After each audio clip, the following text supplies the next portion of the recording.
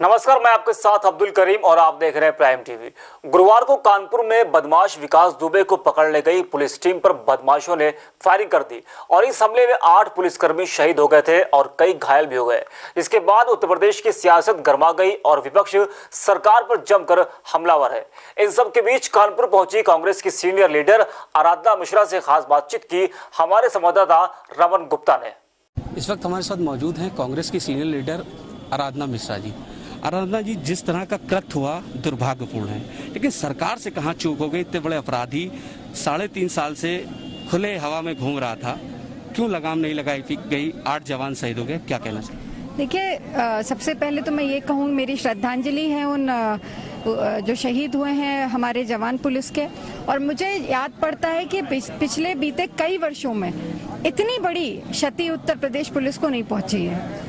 कहीं ना कहीं जहां से भी संरक्षण प्राप्त था, जिस तरह की घटनाएं, जिस तरह की उसकी क्रिमिनल हिस्ट्री है, उसको देखते हुए अभी तक ऐसा व्यक्ति जहां लगातार मुख्यमंत्री कह रहे हैं कि या तो अपराधी जेल में है या उत्तर प्रदेश छोड़ के चला गया, तो ये लखनऊ से कितनी दूर है कानपुर, और यहाँ पे वो लगातार सक्रिय थे।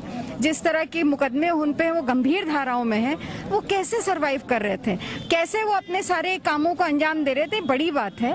और मैं तो यही कहूँगी कि पुलिस की ये जो शहीद हुए हैं, ये सरकार की नाकामियों के बलि चढ़ाए गए हैं। कांग्रेस को छोड़ के लगभग सभी दलों से नाता था उस विकास दुबे का। बसपा हो, सपा हो, भाजपा हो, सभी दलों के बड़े नेताओं को संरक्षण प्राप्त था। 2001 में बड़ा कांड किया था, उसके बाद करीबन कई सालों तक वो खुली हवा में घूम रहा था। क्या मानती, कानून व्यवस्था जो काउंटर स्पेशलिस्ट कहते हैं इनके अधिकारी, उस पर नियंत्रण नहीं है? ये पूरी तरह से ध्वस्त है कानून व्यवस्था उत्तर प्रदेश में। इस घटना के अलावा जितनी भी घटनाएं पिछले 24 घंटे में हुई, अगर वही देख लीजिए, इलाहाबाद प्रयागराज में 4 लोगों की एक ही परिवार की हत्या हो गई, गाजियाबाद में पिता और पुत्री की हत्या हुई, बाराबंकी। आप लगातार अगर घटनाओं को देखें तो लगभग 1 दर्जन से अधिक बड़ी घटनाएं उत्तर प्रदेश में रोज हो रही हैं। मैम, एक आखिरी सवाल, प्रियंका जी ने आज बैठक की थी, क्या निर्णय लिए हैं और अब किस तरह सरकार के खिलाफ सड़कों क्या निर्णय लिए? देखिए, वो उस घटना कानून व्यवस्था पे चर्चा हुई है, खासकर इस घटना को लेकर, और आगे जो पार्टी की रणनीति है पंचायत चुनाव को लेकर, उस पर चर्चा हुई। तो ये थी हमारे साथ आराधना मिश्रा जी, जिन्होंने बताया कि कानून व्यवस्था पूरी तरह से चरमरा गई है उत्तर प्रदेश की और इस पर लगाम लगाना जरूरी है। और कांग्रेस की जो सीनियर लीडर हैं आराधना मिश्रा, उन्होंने बताया कि प्रियंका गांधी के साथ आज जो बैठक हुई है, उसके बाद सरकार को घेरने का काम अब सड़कों पर उतरकर कांग्रेस ही करेंगे। कानपुर से कैमरामैन नौशाद के साथ रमन गुप्ता, प्राइम टीवी।